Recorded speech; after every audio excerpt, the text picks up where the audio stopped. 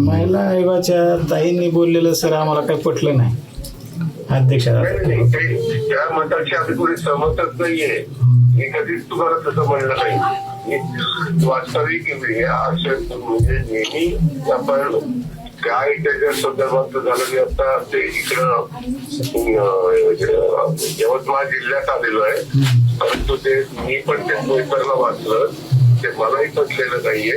त्याच्या संदर्भामध्ये मी पण माझ्या पद्धतीनं असं बोलण्यामागचा तुमचा प्रतिसाद काय, तुम्ही काय असं बोलला मी ते विचारणार आहे तुम्हाला. मुद्दा काय आहे दादा की एक आपला महिला आयोग म्हणजे महिलेच्या सुरक्षिततेसाठी आहे. त्यांनी पहिलं पीडित कुटुंबाला येऊन भेट द्यायला पाहिजे आणि त्यांचं ऐकल्यानंतर काय देणं का होईना स्टेटमेंट, पण त्या आरोपीच्या घरी जाऊन भेट देऊन स्टेटमेंट देतात म्हणजे ते आम्हाला थोडंसं दुःख झालं दादा. नाही चुकीचंच झालंय. मी अजिबात त्या गोष्टीचं समर्थन करणार नाही.